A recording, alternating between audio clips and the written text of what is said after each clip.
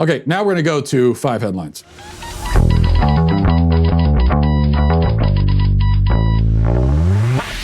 Five headlines sponsored by Benham Brothers. Learn how to own a business without it owning you. Get a 15% discount on the Benham Brothers new course, Expert Ownership, at benhambrothers.com/Walsh. So Representative Yoho of Florida a few days ago got into a bit of a heated exchange with Representative Alexandria Ocasio-Cortez outside of the Capitol building in Washington. And in this exchange, Yoho was mad at Cortez for specifically for some of the stuff she's been saying about the rioting and chaos and the violence, and how she tried to claim that all this is happening because people just want bread for their families. And Yoho said to Cortez, "You're out of your freaking mind," which, you could see why he would think that. And then she called him rude, and as they parted ways, Yoho said of Cortez, but I don't think to her, but said it sort of under his breath as he was walking away, "effing B word." Only he didn't say effing B word, he said the words themselves. That was overheard by a reporter, so you may not believe it, but we should note that Yoho was asked about it, and his response was no comment. And then the guy he was walking with, another lawmaker, was asked what happened. And here was his response. He said, "I was actually thinking as I was walking down the stairs, I was thinking about some issues I've got in my district that need to get done. I don't know what their topic was. There's always a topic, isn't there?" So that's a good friend, folks. He ain't snitching. I just love that his excuse is that he didn't hear the argument because he was just so immersed in thinking about his district and wanting to help the folks back home. Totally believable, of course. Great stuff there. Now, this is all a setup to tell you about the only part of this that concerns anyone, really. Cortez decided to spend time on the floor of the House, pandemic going on, chaos in the street, country in turmoil. She decides to waste taxpayers' time on the House floor complaining about the mean words that someone said to her. Here she is. I walked back out, and there were reporters in the front of the Capitol. And in front of reporters, Representative Yoho called me, and I quote, "a f***ing bitch." These are the words that Representative Yoho levied against a congresswoman.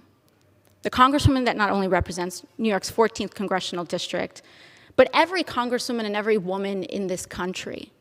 Because all of us have had to deal with this in some form, some way, some shape, at some point in our lives. This issue is not about one incident. It is cultural. It is a culture of lack of impunity, of accepting of violence and violent language against women, and an entire structure of power that supports that. And that went on for almost 10 minutes. Get over it. He said a bad word. This isn't 9/11, okay? It's not a national tragedy. We don't need your 10-minute speech about someone saying something mean to you. This doesn't concern anyone but the two people involved. No one else cares. Why should anyone else care? What possible relevance is it? You guys got into an argument, he called you a bad word. Okay, sorry, what do you want? And no, Yoho was not using abusive language towards women. She's trying to turn this into an attack on all women. It's not an attack on all women. He wasn't using abusive language towards women. He was using abusive language towards one particular woman. It was an attack it was a personal attack on one particular individual. It was not an attack on all women everywhere. A personal attack. And that's relevant because personal attack means deal with it on your own time. Deal with it on your personal time. Go talk to him and tell him that he hurt your feelings. That's fine. It's not something that everyone needs to hear about. I mean, this whole thing that we get, especially from liberal women, anytime they're insulted or attacked, this is an assault on all women everywhere. No, it's not. He just doesn't like you. I'm not defending what he said, not saying it was the right thing to say, but this concerns you and him. You're not a representative for all women everywhere. In fact, I'm guessing that well over half the women in the country, or at least half, would say that you don't quite represent them or their values. I feel pretty safe saying that there are millions of women in this country who do not consider Alexandria Ocasio-Cortez to be a representative of them. And then of course, she during this soliloquy, she proceeds to act as though, this never happens to men. This happens to women far too often. Men get insulted too all the time. Okay, men get called sexually degrading names also, it's even actually more acceptable in society to do that. So it really happens to everybody. Not a huge deal. Deal with it on your own time. Number two, President Trump at a press conference yesterday said something that people, of course, are upset about, as usual. But tell me what's wrong with this. Take a listen. If schools do not reopen, the funding should go to parents to send their child to public, private, charter, religious, or homeschool of their choice. The key word being choice. Yeah, you want to talk about defunding things. Well, if there is a certain service that the government refuses to render, then we shouldn't be funding that service. Money shouldn't be going. I shouldn't be paying for a service that the government will not provide. Now, as a homeschool parent and a taxpayer, I'm already paying for educational services that I don't use, which is bad enough as it is. But if it's a service that no one can use because the government refuses to fully provide it, then it shouldn't be funded. We shouldn't have to pay for it. I think that's pretty simple. Number three, a horrible case in Florida. 3 friends out on a fishing trip were murdered by a man named Tony Wiggins, Tony T.J. Wiggins. Wiggins had 2 accomplices, but it seems that he's the one who led this thing and pulled the trigger. Now, this is pretty chilling. There's CCTV footage, not of the murder, but of what happened 10 minutes before. Okay, Damian Tillman, one of the victims, along with 2 of his friends, were killed on a fishing trip. Ran into a convenience store on the way to their fishing spot, pick up a few things, and there, Tillman ran into Wiggins, and they had an exchange. And you would think that, okay, this is going to be an exchange of them having an argument or some kind of fight or something, and then that led to violence. But no, that's actually not what happened. Watch this. You can't hear what they're saying, but you can see the exchange there. So you see, this appears to be, and I believe the store clerk confirmed, just a friendly conversation they're having. They had a friendly exchange, no argument, completely polite and normal, or so it seemed. But as Tillman left, Wiggins and his brother and his girlfriend followed them in their truck, tracked them to a spot in the woods where they were going, and then murdered all 3 of them. Apparently there was some story Wiggins had about how one of the friends had stolen a car engine or something like that. That was the pretense for the murder. I don't know if there's any evidence that any theft occurred, not that it matters at all. This was cold-blooded execution for no real reason. Now, here's the point to take home from this, aside from how evil and tragic it is. Wiggins had 230 felonies. No, I'm not misreading that. 230 felonies on his record. 15 convictions, had already been to state prison twice. And many of his convictions were for violent crimes. These weren't all drug crimes, okay? These were assaulting police officers, assaulting the elderly, among others. And yet here is this scumbag, this evil, satanic filth, out again on bond, I believe, and he murders 3 people. So, I say again, we talk about criminal justice reform. Oh, we need criminal justice reform. We do need criminal justice reform, but that is reform that keeps dangerous criminals in prison. That's the real problem we have with our justice system. It's not that a bunch of innocent people are going to jail. Now, that does happen, but it's not happening on a large scale. I'll tell you what is happening on a large scale. Dangerous parasites are sent to prison because they commit violent crime and then are let go. And then they commit another crime, let go again, commit another crime. They just keep filtering them back into the community until eventually they do something so horrible that now the system has no choice but to keep them behind bars. You shouldn't get 15 chances, okay? Number 4, America Magazine, which is a Jesuit publication, has this article today, an article which proves my point that all Jesuits should be excommunicated. The article's titled "The Crucifixion of George Floyd." Yes, Crucifixion of George Floyd. Let me give you a little sampling, a little morsel of this. It says the parallels between particulars of the crucifixion most familiar to us, as reported in the New Testament, and that of George Floyd are haunting. No, it's not haunting because there are no parallels. There are zero parallels. But let's see the argument they make here.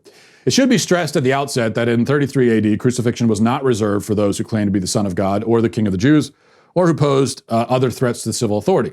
It was the great show no mercy lesson to thieves, murderers, and other criminals the authorities wanted to punish in the most degrading way possible. Jesus was laid on the ground and been nailed to the cross. George Floyd was laid down on the ground and pinned by Derek Chauvin's knee on his neck. As time passed, Jesus suffered from thirst. George Floyd asked for water. Both Jesus and George Floyd were repeatedly mocked by their killers. Jesus cried out to his father, and George Floyd called for his mother. Shortly before he lost consciousness, he said, I'm through, I'm through. In other words, it is finished. The story of Christ's crucifixion was not written down for almost half a century. In our time, to a great credit, the crucifixion of George Floyd was instantaneously touched and galvanized the nation and beyond. Daddy changed the world, his 6-year-old daughter said. At the funeral service for George Floyd in Houston, Texas, Sam Cooke's great civil rights anthem, A Change Is Gonna Come, rang out. Seeing it through, all the way, whatever it takes, now falls to us, the living. I mean, what else can be said about this kind of thing that I haven't already said? Literal canonization and more of George Floyd. And by the way, I know I shouldn't have to tell, this is it's supposed to be a Christian magazine, but these are Jesuits, so I do have to say that George Floyd, when he said, I'm through, yeah, he meant, I'm going to die. When Jesus said, it is finished, he meant his saving act was finished. So this had a much deeper meaning than just, I'm going to die. And many other differences as well. I mean, that's just one difference between the crucifixion of Jesus Christ, our Lord and Savior, and the death of George Floyd, which I think has been well established by now, is a sad thing and unjust. And fortunately, it's in the courts now. It's in the hands of the court, as it should be. All of that is true. It's also true that George Floyd was not a good man, to put it mildly. This was a man who forced his way into a woman's home, robbed her at gunpoint in her home in front of her child. An unspeakably violent, evil act George Floyd committed, among other crimes. Does that mean that he deserved to die? No.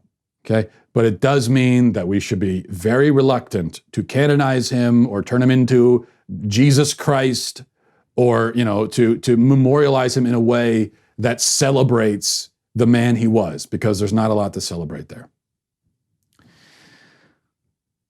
So it requires a certain restraint that I think a lot of people these days are not capable of.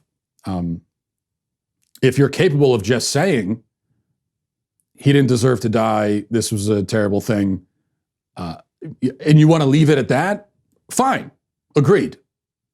You start going into this nonsense, okay, now we have an issue, and now it becomes necessary to bring up that, oh, by the way, this was a man who committed a horrible act against a woman, again, among other crimes. Number 5, finally, a swarm of bees descended onto a beach in New Jersey. This is bee news. I have to hit it. The bees gathered on the back of a chair on a beach towel. So there's the picture of it. And here's a local news report about this incident. Watch. New video showing a different kind of beach overcrowding in Cape May. That big brown blob on the back of the beach chair is a swarm of bees. This stinging insects stormed the sand yesterday. They were swarming around until they landed on a towel. A beekeeper wrapped them in a towel, placed them in a box, and word is around there that the bees took flight when somebody knocked the queen out of her nearby nest. So you mess with the queen, you mess with them all. That's right. And you see there, that's why when we talk about first responders, we should be talking about beekeepers too. I've always said this, my community. We are also first responders. We are the first people who are called in any bee-related emergency, and we save many lives every year, thousands of lives. Mostly bee lives, but still, lives are lives, all right? We're all equal. I believe that. And can I just say also, there's some misinformation in that report. They didn't swarm because someone knocked the queen out of a nest, all right? Bees swarm when the original hive is overcrowded. So the queen will take about, a third or so of the workers. They go off to start a new hive. They were looking for a new home. That's why they were there, okay? They had every right to be there, just like anybody else on the beach. The bees at the old hive will appoint a new queen, and actually they select a few larvae, and they convert them into queens by feeding them royal jelly, which is this substance they secrete from their heads. And then whichever queen emerges will then go and murder the other baby queens, seizing power and beginning her reign of terror. And that's the whole reason I like bees, really, because I can relate so much to that and to their experiences in general, in many ways. So a little bit of bee news. That's good. Well, I hope you enjoyed that clip from the Matt Walsh Show. If you did, go ahead and hit that subscribe button right down there so you can stay up to date on all of our future content.